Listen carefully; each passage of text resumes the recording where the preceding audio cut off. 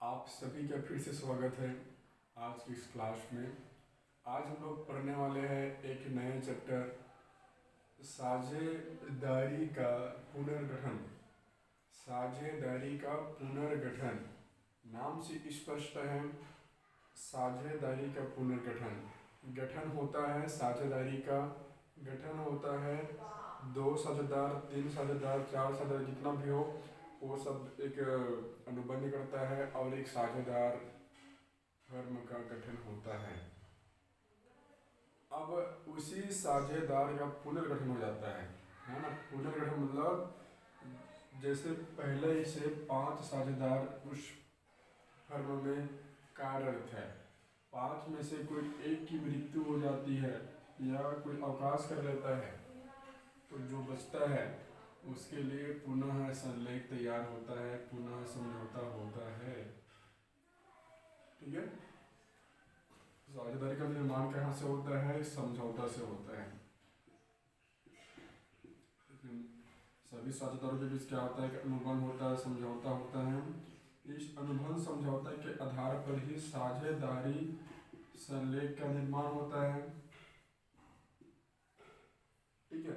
संलेख में यही सब रहता है, जो जो उन लोगों का नियम रहता है, समझौता हुआ रहता है, उसी को संलेख में जगह देते हैं।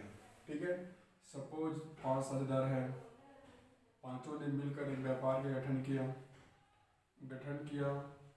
अनुबंध बनाया, समझौता किया कि ऐसा ऐसा नियम होगा। उनको कहाँ जगह दिया? संलेख में जगह दिया। ठीक है। अब कुछ दिन चलने के बाद 5 में से कोई एक साझेदार की मृत्यु हो जाती है या कोई साझेदार अवकाश ले लेता है, छोड़कर चला जाता है। ठीक है। या रिटायर हो जाता है ना,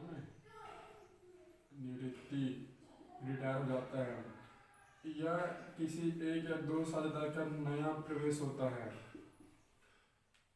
तब देखिए, किसी की मृत्यु हो जाती है, अवकाश हो जाता है, मृत्यु हो जाती है, तो उस कंडीशन में संलेख को बदलना पड़ेगा। पहले 5 था, अब 4 हो गया। ठीक है। तो ये 4 अपना फिर से अनुबंध करेगा, समझौता करेगा, संलेख बनाएगा। ठीक है। जब कोई प्रवेश करता है तो समझौता होगा, अनुबंध होगा, संलेख तैयार करेगा।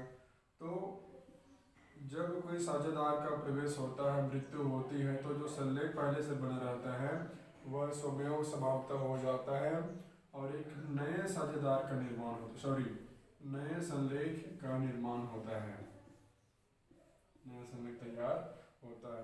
यही कहलाता है पुनर्गठन। क्या कहलाता है? पुनर्गठन। ठीक है।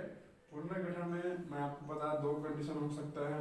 एक तो नए साझेदार के प्रवेश पर पुनर्गठन हो सकता है, या मृत्यु अवकाश मृत्यु कंडीशन में पुनर्गठन हो सकता है या होता है।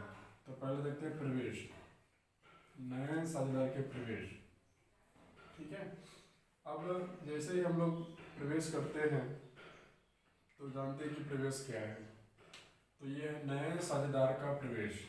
नए साझेदार का प्रवेश का मतलब है नए व्यक्ति का प्रवेश होना, नए व्यक्ति का प्रवेश।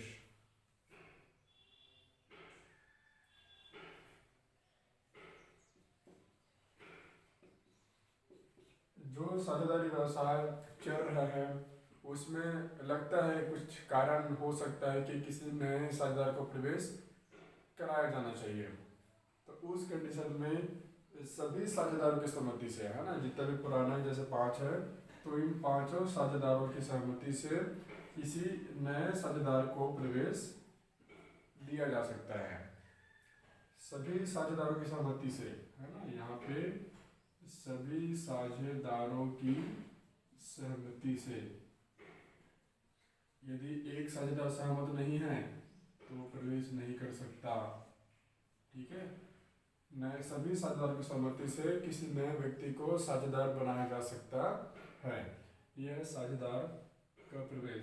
त्याग अनुपात। त्याग अनुपात वह अनुपात होता है जिसमें जब कोई नए साझेदार प्रवेश करता है तो पुराने साझेदार अपने हिस्से को त्याग करता है या अपने हिस्से के कुछ भाग को त्याग करता है। ठीक है। त्याग मतलब समर्पण करना, छोड़ना, जानते हैं सभी। तो अपना हिस्सा का भाग, कुछ भाग को त्याग करते हैं नए साझेदार के पक्ष में। ठीक है, मतलब अपने हिस्सा नए साझेदार को देते हैं। वो पूरा दे सकता है, आधा दे सकता है, उससे आधा दे सकता है, ज़्यादा दे सकता है, वो उनके ऊपर निर्भर करता है। तो ये कहलाता है त्याग अनुपात। पुनर्मूल्यांकन, जब कोई नया साझेदार प्रवेश करेगा तो स्वाभाविक है संलेख में परिवर्तन होगा। संलेख में परिवर्तन होगा, साथ ही साथ कंपनी का जितना भी संपत्ति है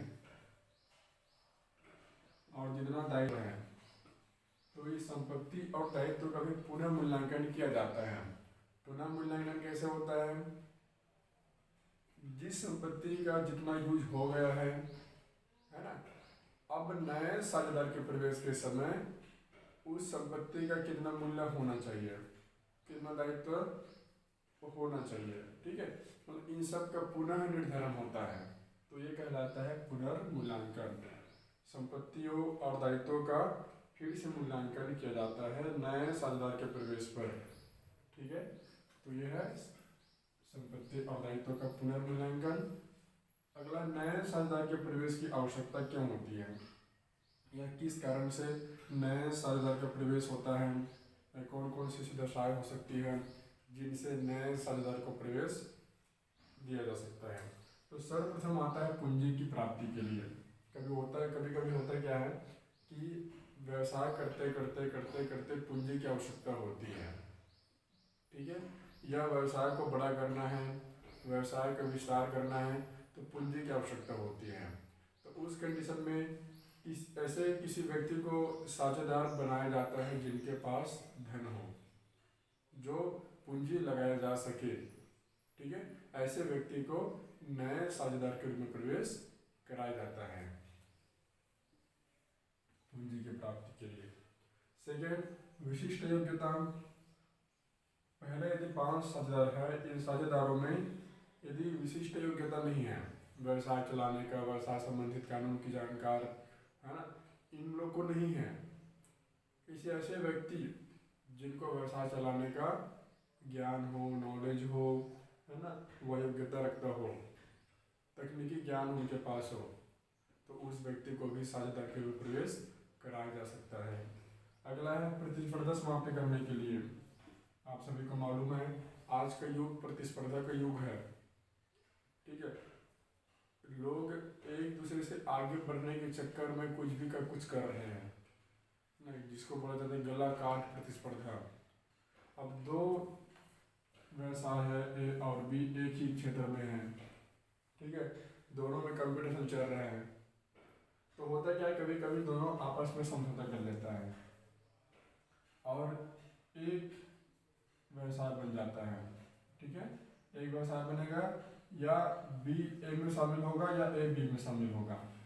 आजकल बहुत सारा ऐसे व्यवसाय है, फर्म है, या बैंक वगैरह सब होता है, जिनको हम कहते हैं एकीकरण, शामिल हो जाना। ठीक है, मर्ज हो जाना, शामिल हो जाना, वो कहलाता है एकीकरण। तो ये प्रतिस्पर्धा समाप्त करने के लिए भी नए साझेदार का प्रवेश कराया जाता है। व्यापार की उचित देखभाल के लिए होता क्या है, कभी कभी साझेदार अपने निजी कारणों से व्यापार में समय नहीं दे पाता या व्यापार का उचित देखभाल नहीं कर सकता। ठीक है, तो किसी ऐसे व्यक्ति की जरूरत होती है जो व्यवसाय का उचित देखभाल कर सके, व्यापार में समय दे सके, तो ऐसे व्यक्ति को साझेदार के रूप में प्रवेश कराया जाता है या कराया जा सकता है। नेक्स्ट है प्रगति। हर व्यक्ति प्रगति चाहता है, चाहे व्यवसायी हो, किसान हो, कर्मचारी हो, अधिकारी हो। एक स्टूडेंट्स भी अपना प्रगति चाहता है, अपना विकास चाहता है। ठीक है, तो जब व्यवसाय अपना प्रगति चाहता है, मतलब अपने व्यवसाय का विस्तार करना चाहता है, ठीक है, तो व्यवसाय करेगा तो पूंजी की जरूरत होगी, व्यक्तियों की जरूरत होगी। ठीक है, तो उस कंडीशन में भी नए साझेदार का प्रवेश कराया जाता है। विदेश में कारोबार, यदि व्यवसाय को विदेश में स्थापित करना है, विदेश में कुछ शाखा खोलना है, तो विदेश के लोगों को शामिल कर सकते हैं। क्या शामिल करते हैं? क्योंकि वहाँ के भाषा है, वहाँ का नियम है, वहाँ के सरकार का जो कानून है उनका जानकार व्यक्ति को साझेदार के रूप में प्रवेश कराया जा सकता है।